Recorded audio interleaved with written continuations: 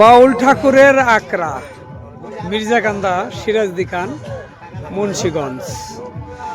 তো 6 দিন ব্যাপী এই আকরাতে এক নাম কীর্তন এবং অষ্টকালী লীলা কীর্তন হচ্ছে। আজ 5ম দিন, আগামীকাল লীলা কীর্তন এবং তার মধ্য দিয়ে 6 দিন ব্যাপী এই অনুষ্ঠান সমাপ্তি ঘটবে। আর সেই উপলক্ষে দেখতে পাচ্ছেন এখানে সাধুদের মেলা। হর হর মহাদেব, আবার একটু সিংহা বাজান সাধু বাবারা।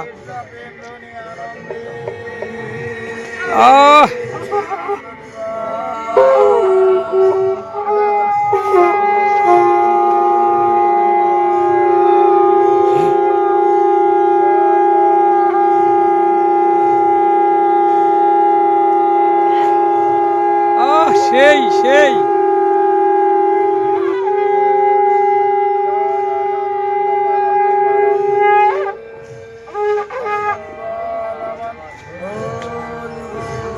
সেই হয়েছে সেই।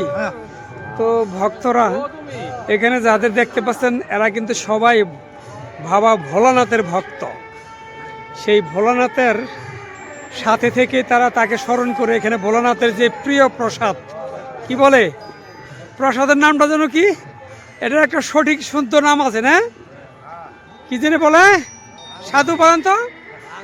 না না না না, আরেকটা সুন্দর নাম আছে, সিদ্ধি। সিদ্ধি, এই যে আমার এই যে গোসাই আছে, মহিলা গোসাই, উনি সঠিকটা বলতেছে। বাবার যে প্রসাদ সিদ্ধি, তার চেলারা এখানে বসে সেই বাবাকে অনুসরণ করছে এবং সেই প্রসাদ সেবা নিচ্ছে। আর দর্শক আছি, দেখতে পাচ্ছেন এখানে আমরাও উপস্থিত। আমরা যদিও প্রসাদ সেবা নিচ্ছি না, তবে আমরা তাদের সঙ্গ দিচ্ছি, উৎসাহ দিচ্ছি, কি বলেন? তো বাউল ঠাকুরের আকরা মির্জাকান্দা, এখানে যে পৌষ মাসের 12 তারিখে ধর্মের মেলা অনুষ্ঠিত হয়, আর সেই ধর্মের মেলা উপলক্ষে এখানে 6 দিন ব্যাপী নাম কীর্তন এবং লীলা কীর্তন অনুষ্ঠিত হয়। আর সেই উপলক্ষে সাধু বাবারা এসছে। সাধু বাবারা প্রতিটা এক নাম কীর্তনে তারা উপস্থিত থাকেন। আমাদের সুলপুর কাওয়ামারা, সেখানেও 6 দিন ব্যাপী আরও অনেক অনেক সাধুদের সমাগম ঘটে। সেই তুলনায় এই মির্জাকান্দা বাউল ঠাকুরের আকরাতে অনেকটা কম সাধুদেরই সমাগম দেখা যাচ্ছে। তো এখানে দর্শক দেখতে পাচ্ছেন, সাথে আমিও।